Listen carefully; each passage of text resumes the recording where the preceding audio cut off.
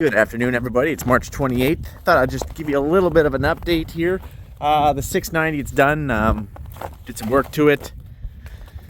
Screen lit through our shop, ready to rock and roll. The X9 right there is going to have to come out of this snowbank at some point, so that way we can do a service on it, do all the oil filters, air filters, all that fun stuff. And then we actually pre-bought green lights when we bought the combine, so we'll have to drive that into town to get that done as well. We got lots of snow. It is very much winter out here, very much winter. It got down to minus 20 a night or two ago here, degrees Celsius, which is abnormal for this time of year now. I'm currently driving the 1500 here. I took my 3500 Duramax in to get that door work repaired on the other side. I got backed into. Only took about 6 months or so for all the parts to come. So I'm just happy that I'm going to get that repaired. Thought I'd just give you a bit of an update. We're a long ways away from seeding, guys. So this time of year is very busy, like in the office. You're doing a lot of office work. You're doing a lot of planning. You're doing a lot of strategizing, trying to figure out your seeding plans, finalizing. Like, our seeding plan will change probably 27 more times before the crop goes in the ground. Yeah, maybe not like big acres worth. You know, you pretty much have, okay, you're going to put 10,000 acres of this in, 15,000 acres of this in, or something like that, right? But I'm talking like a few fields, because since we were still dealing with that drought, catastrophic drought for the last 2 years, it looks like our drought has broke. Lord willing, our drought has broke, because we haven't had this much snow since like 2010. So anyways, in saying that, we're still dealing with a lot of chemical carryover because the drought adds an extra year, and then when you have another drought, it still just adds an extra year. So then, you know, you start thinking, well, we got quite a bit of snow, maybe we'll get a little bit of rain in the spring, which I'm sure we will. Maybe you can start risking a little bit for some crops, such as mustard on top of some cereal stubble, which previously was red lentils, and then we put Odyssey on it, and it's got the Emmys, and then there's carryovers and all that fun stuff. So there's lots of planning. And then all of a sudden, you know, again, we come out of 2 years of drought, so all of our fertilizer, because we soil sample, is still out there, right? You're not using any fertilizer if you only grew a 4 bushel crop. So we still got a whack of fertilizer out there, just about enough fertilizer out there to grow a whole crop. So we don't need to put very much down, and we'll talk about more of that when we actually get going and get seeding and so on and so forth. But then it's like, hey, if we got this much moisture, snow, you know, and then maybe our drought has 100% broken, which we believe it has, Lord willing, maybe we want to add a little more fertilizer, you know, because you want to fertilize for the crop, and we'll talk more about that when we get closer to it. But you want to fertilize for the crop that you want to grow, right? So if you're looking to grow a 40 bushel durum crop, and if that's what you can typically grow down here, then you want to fertilize for a 40 bushel crop. You don't want to over fertilize, but you also don't want to under fertilize and then have to mine the soil. So you're just trying to make those types of decisions. Also, you're going over, like I said, discuss the seeding plan, but also, you know, what are you going to use in a pre-burn? Pre-burn is when you go out and you spray the land prior to seeding it to kill all the weeds, you know. So you're going to use a glyphosate of some sort, and then you're going to throw an extra active in, because glyphosate's group 9. Then you're going to throw in, say, some whatever concoction you might want, or whatever target weeds you might be going for, and or whatever the crop that you're about to plant allows. So, for example, we're going to put brown mustard in again this year. What I use for a pre-burn on my cereals, I cannot use in front of mustard or canola, okay? Because there would be a carryover residual, and it would kill my mustard or canola that I use for my cereals. So there's lots of those types of things. And then you want to start group rotating. We'll talk more about group rotating when we get closer to spraying. So I'm going to go out with a 9, and then I'm going to go maybe a 14 in front of the mustard, group 14. Or maybe I'm in cereals, and I'm going to go with, maybe I'm going to go out there with a 9 and some Express, and maybe a little dicamba. And then so when I come back in for in-crop, you don't have a lot of options for cereals, because you got group 2s and 4s. 2s and 4s do all the heavy lifting when it comes to spraying your in-crop for cereals. But what you can do is you can still use those groups but just use a different active ingredient. So for example, dicamba and phylloxipyr, those are two different types. They have two different modes of how they kill the weed. So if you're going to use, for example, dicamba and express in front of your cereals as a burn off, then I can feel more confident going in with a phylloxipyr and a phylloxalam, or your 2,4-D or something like that, right? So you're still within the same groups because you really don't have a lot of options. You could throw a 14 in front, but then you got to start talking about, okay, I could use a 14 in front of my cereals as well, which is a totally different group than a 2 and a 4 when you want to do your herbicide. But is the 14 going to do as good of a job? Are you going to sacrifice how well you're going to kill those weeds? Or will you have any carryover residual? Carryover residual is when you spray it, and maybe for the next 2 weeks or so, you have a little bit of activity still in the soil. So if some new emergence weeds, something that wasn't even there when you sprayed it in the first place, would come up through the soil, then it would, hurt that or kill that, or at least suppress that or something, right? So there's all these different factors, is what I'm trying to say.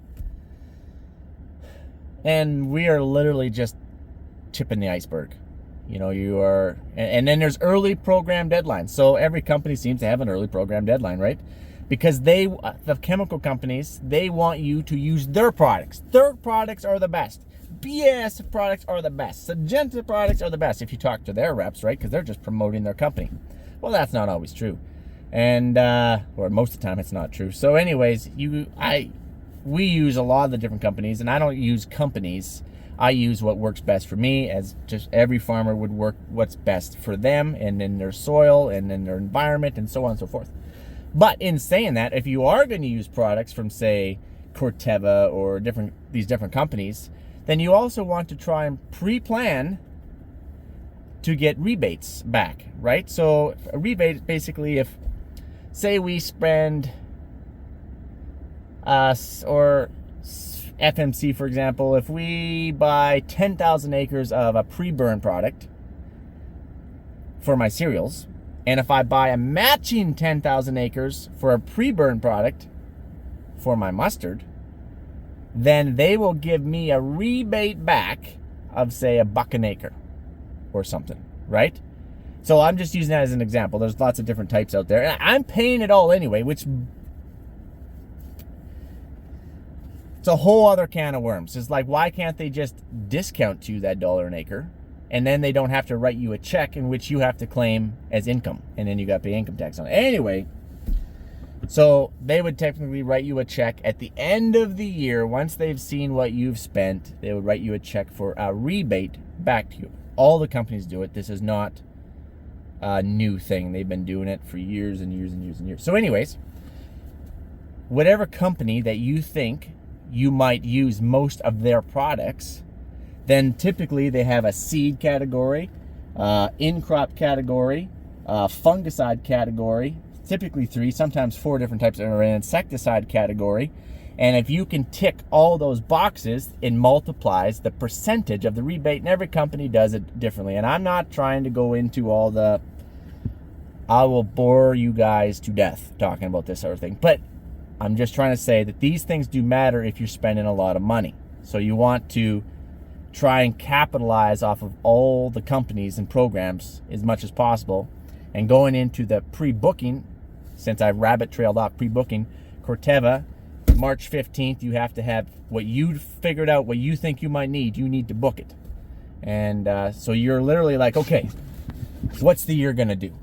And, will I use this much grassy and broadleaf control, or would I just use this much broadleaf control? Because spraying broadleaf control in cereals is cheap. You're going to do that at a given.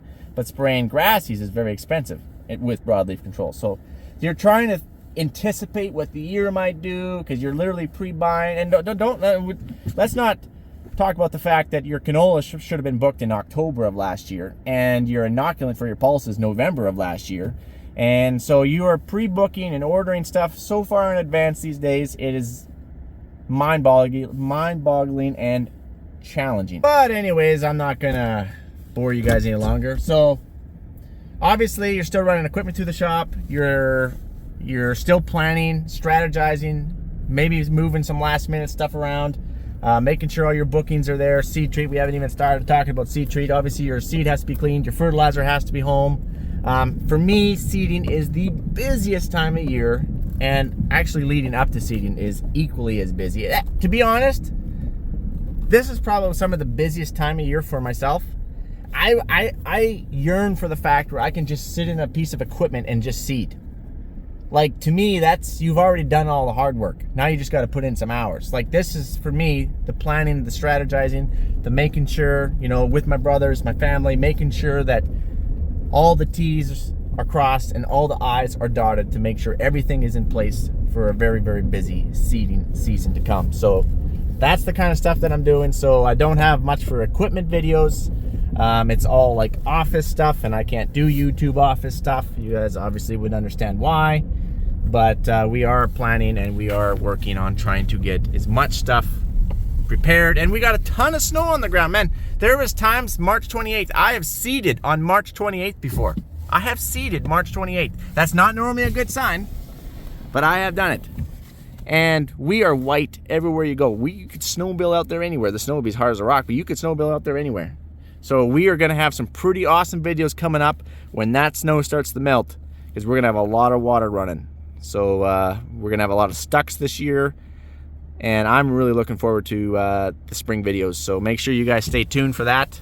But I figure you guys probably have a few questions, because you always do. And one is probably like, well, Mike, how come we don't do YouTube video of like some of the planning and strategizing and stuff like that? And like I said, like, that's all fairly personal stuff. You know, you're going over numbers, you're trying to figure stuff out. And I have done videos with the Saskatchewan Chemical Guide and showing you guys all the different groups and the group rotations. And, you know, I've done videos like that, but they do very, very poorly. People really don't care, to be honest. To be honest, 90% of you guys care about big equipment and either breakdowns, stuff that goes wrong, something flew apart, something broke off, someone went in the ditch, someone got stuck, oh, tow strap broke. Those are what you guys enjoy. Not so much the sitting down, scratching your head, trying to make a plan, you know, up pacing all night, 3 o'clock in the morning, still scratching your head, trying to make a plan. You put it on paper, and then the next day you throw the paper away and you make a new plan. So that's the kind of phase that we're in currently right now. I look forward to the fact where I can literally just get out and drive something, because I love equipment. Don't get me wrong, I don't dislike planning. I like planning, but it seems like planning goes on for a very long time, pretty much all winter. And then you just want to get out there and put it in the ground and get going. But anyways, you guys get the gist of it. Here's this Volvo I picked up, by the way. This is the other Volvo. No, not the red Volvo. Here. And Mike, why the heck would you get Volvos? Volvos. Well, here, let's just take a quick peek at it, shall we? So this one is the high top. It's got the full-size sleeper, where the red one just is the mid. Doesn't have that. So this is actually a con, because you have to lift your grain augers up to the moon to get underneath your grain auger, and then you have to lower your grain auger back down into the trailer that you're dumping. And if you forget to raise your grain auger, there's a window on the front right there, not that one, on the front, and you would smash that window. Hasn't happened to us yet, but that's what I'm told that can happen. But nothing fancy. I did throw on some minimizer fenders. It didn't have minimizer, it didn't have any fenders, and it just rusted the crap out of the back of the sleeper, because the guys just use those. They're not even a quarter fender. I don't even know what the heck you call them. One thing I did notice when I bought the truck is it has 2 different size fuel tanks. This is a larger size on this side, and on this one's a smaller one. That does bother my OCD a little bit. I did not notice that when I bought it. But anyways, I do like that it has a grill guard on it, because we got a lot of deer down here. I did spend a lot of money on brand new lights. Told them to get rid of that yellow smell-o stuff. Put on brand new LED lights, LED fog lights. So we did do that. Got a fresh safety on there. And for those of you guys who don't know what a fresh safety is, if you're a commercial hauler here in Saskatchewan, they do have to go on under an annual review as safety, and they basically check all your brakes. They just make sure everything is certified, your mirrors aren't falling off, and all that fun stuff. Makes sense? Makes sense. Okay. Now, They're moving an auger down here. But anyway, as a farmer, we do not have to send our trucks in every year to get that sticker. A commercial guy, yes. Farmers, no. But that does not give the farmers a pass on driving equipment or trucks that do not pass a safety. Any of our trucks might not have to have that sticker on the window. That might not have to go in for an annual review. They get a check off and make sure it's basically green lighted, right?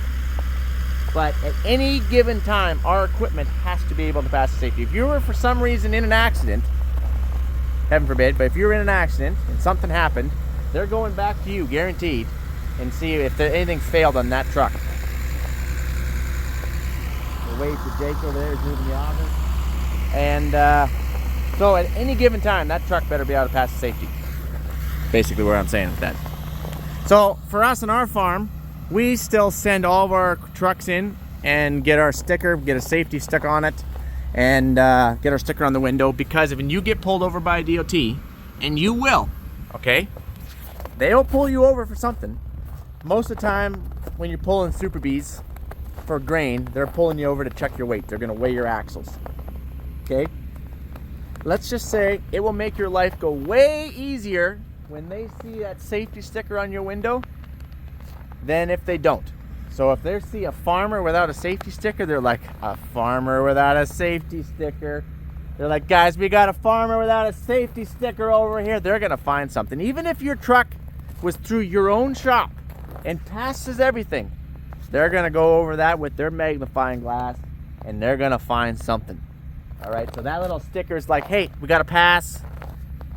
It was safetied, and maybe they'll just move on and just look at your weights and weigh your axles, and hopefully that you're fine. But if you are fine on your axles and you loaded legal, then maybe they're going to check your logs, and your logs are good for your pre-trips and everything. But you know what? DOTs do not stop you and just say, oh, I guess we got nothing. You have yourself a great day. Oh no, you're going out of there with at least a $500 fine for something. Guaranteed. Anyways, let's just take a peek inside. So, this one here is Eaton Auto Shift. It's a 13-speed, and it has a D12. And this bad boy, guys, this bad boy has like 2.1 million kilometers. Still never been opened up. Terrifying? Absolutely. Will it keep going for us? I sure hope so. But anyways, we got 4-way locks on this bad boy. We got engine brake. Obviously, everything works. Pass safety, everything works. And I don't ever plan on using the sleeper. Mike, why do you get it with a sleeper? They just happen to have a sleeper. That's just how they just come with sleepers, you guys. Might get a new seat. This seat's getting pretty old and decrepit. So I might do that. But otherwise, everything works on this old girl. And it fires up like a top. It really does. Plug this bad boy in. Should we fire it up? I probably shouldn't have said it fires up like a top. It did get to minus 20 last night and still currently minus 10. We will do a review next time. But anyways, I do like it. Door doesn't close very good. Doesn't close very good on the red one either. It's got to be a thing. Oh man. But anyways, it does. I'm pretty happy. So I bought this truck, you guys, for like $10,000. You can't buy nothing for $10,000 anymore. So, and then I probably put about $8,000 into it, and by doing that, hence the safety, put new lights on it, put the fenders on it. We did a complete service, oil, all the filters. We changed all the oils in the transmission, the rear ends. They put new seatbelt stuff in because, you know, safety reasons. We're always a safety first camper on this operation, as you guys know. And cheek and tongue. But anyways, yeah, put a little bit of money into it. Hopefully this thing runs for a little bit. And needed some cheaper trucks for water hauling and some odds and ends. So that's the reason why I bought them. If you're wondering how come you didn't get a Volvo, I bought a Volvo. How come you didn't get a Peterbilt or a Kenworth or another International? It's a really good question. Really good question. The reason why is because you're not going to get a Peterbilt for $10,000. Heck, you can't even get a Volvo for $10,000. That was like the cheapest thing I found. But anyways, put about $8,000 into it, so about $18,000. Pretty happy with an $18,000 Hemi. To get that 2007, it's a 2007, same as the red Volvo. To get that in a Peterbilt or a Kenworth, a 2007, you would be probably $88,000. Instead of $10,000, you'd be $88,000. You want a heavy spec one? Probably more. So I don't have that kind of budget to be putting on trucks, so that's the reason why. So that's the update. I will catch you guys on the flipper, and we'll see if these Volvo trucks will last through seeding. Hopefully they do. All right, adios, amigos.